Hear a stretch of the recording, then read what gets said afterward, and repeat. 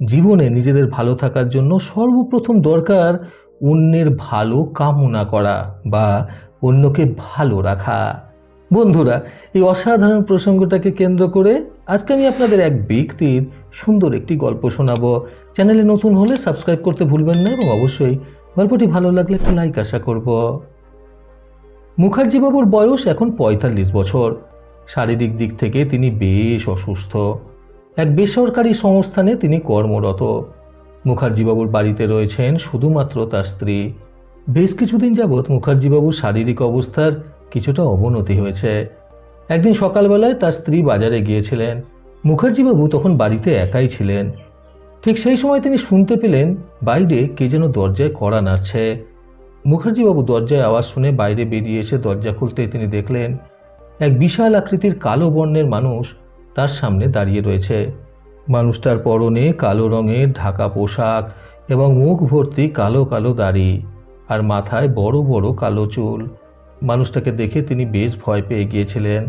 সেই বিশাল আকৃতির কালো বর্ণের মানুষটা মুখার্জিবাবুর বাড়ির দরজার সামনে চৌকাঠে বসলেন এবং হাঁপাতে হাঁপাতে মুখার্জিবাবুকে বললেন, অনেক দূর থেকে অনেকটা পথ অতিক্রম করে এসেছি তোর বাড়িতে, আমাকে একটু জল খাওয়াতো, তৃষ্ণায় গলাটা শুকিয়ে যাচ্ছে।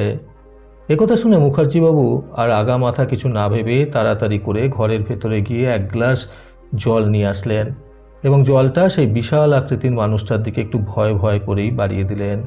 সেই মানুষটা জলটা মুখার্জিবাবুর হাত থেকে তাড়াতাড়ি করে নিয়ে এক ঢোকে পুরো জলটা গিলে ফেললেন।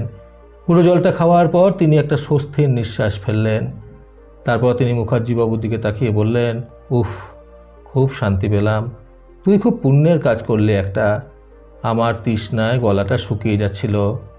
একথা শোনার পর মুখার্জিবাবু একটু ভীত কণ্ঠে জিজ্ঞাসা করলেন, আচ্ছা, কে আপনি, আমাদের বাড়িতে এসেছেন কেন? মুখার্জিবাবুর কথার উত্তরে সেই অদ্ভুত দেখতে মানুষটা বললেন, আমি হলাম যমরাজ, আজকে তোর মৃত্যুর সময় ঘনিয়ে এসেছে, তাই জন্য আমি তোকে নিতে এসেছিলাম।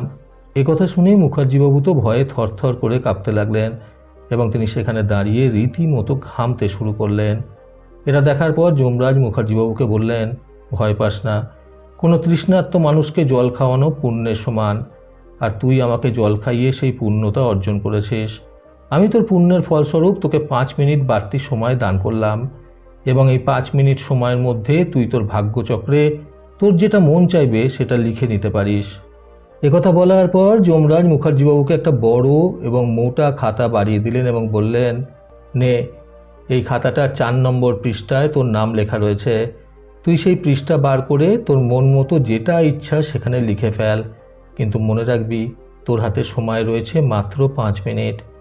যমরাজের হাত থেকে খাতাটা নেওয়ার পর মুখার্জিবাবু ভাবলেন, 5 মিনিট সময় তো অনেক সময়, আমি বরং প্রথম, দ্বিতীয় এবং তৃতীয় নম্বর পৃষ্ঠাটা একটু চোখ বুলিয়ে নিই, সেখানে কি কি লেখা রয়েছে দেখে নিই। এই ভেবে সে খাতাটার প্রথম পৃষ্ঠায় দেখল তার বাড়ির ঠিক ডান পাশে অবস্থিত বাড়িটির প্রতিবেশীর কথা লেখা রয়েছে। সেখানে লেখা রয়েছে তার প্রতিবেশী নাকি তাড়াতাড়ি 1 কোটি টাকার পুরস্কার পাবে। এটা দেখার পর মুখার্জিবাবু মনে মনে ভাবলেন, না, এটা তো কখনোই হতে পারে না, তিনি তো 1 কোটি পাওয়ার যোগ্যই না। এই ভেবে তিনি সেই লেখার পাশে লিখে দিলেন, এটা হতে পারে না। এরপর তিনি দ্বিতীয় নম্বর পৃষ্ঠাটা উল্টে দেখলেন, সেখানে তার বাড়ির ঠিক বাম দিকের বাড়ির প্রতিবেশীর কথা লেখা রয়েছে এবং সেখানে লেখা রয়েছে সেই প্রতিবেশী খুব তাড়াতাড়ি একটা 4 চাকা গাড়ি কিনে নিতে চলেছে। এটা দেখার পরেও মুখার্জিবাবু ভাবলেন, না, এটাও কখনো হতে পারে না, তিনি তো 4 চাকা গাড়ি চড়ার উপযুক্তই নয়। তাই তিনি সেই লেখার পাশেও লিখে দিলেন, এটা হতে পারে না। এরপর তিনি তৃতীয় পৃষ্ঠাটা খুলে দেখলেন, সেখানে মুখার্জিবাবুর বাড়ির ঠিক উল্টো দিকের বাড়ির প্রতিবেশীর কথা লেখা রয়েছে। তিনি ছিলেন একজন নেতা। সেখানে লেখা রয়েছে সেই নেতা খুব তাড়াতাড়ি মন্ত্রী হতে চলেছে। এটা দেখার পরেও মুখার্জিবাবু ভাবলেন, সেই মানুষটা মন্ত্রী হওয়ার যোগ্যই নয়। তাই তিনি সেখানেও লিখে দিলেন, এটা সম্ভব নয়। এরপর তিনি চতুর্থ পৃষ্ঠাটা খুলে দেখলেন, সেখানে মুখার্জিবাবুর নাম লেখা রয়েছে, কিন্তু পুরো পৃষ্ঠাটা ফাঁকা রয়েছে। সেখানে তিনি নিজের সম্বন্ধে কিছু একটা লিখতে যাবেন, ঠিক এমন সময় যমরাজ তার থেকে খাতাটা কেড়ে নিয়ে বললেন, তোর 5 মিনিট সময় অতিক্রম করে গেছে, তোর হাতে আর সময় নেই, এবার তোকে আমার সাথে যেতেই হবে। একথা শোনার পর মুখার্জিবাবু কাঁদতে শুরু করলেন এবং যমরাজের হাতে পায়ে পড়তে লাগলেন যাতে আর কিছুটা সময় তিনি তাকে দেন নিজের পৃষ্ঠাটায় কিছু লেখার জন্য। কিন্তু যমরাজ তো তার কথার খিলাপ করতে পারবেন না, তাই তিনি কোনো মতেই মুখার্জিবাবুকে আর সেই খাতা দ্বিতীয়বারের জন্য দিতে পারলেন না। এদিকে মুখার্জিবাবু কাঁদতে কাঁদতে তার অবস্থা খারাপ হয়ে যায় এবং শেষমেশ তার ভাগ্যের পরিহাসে তাকে যমরাজের সাথে যেতেই হয়।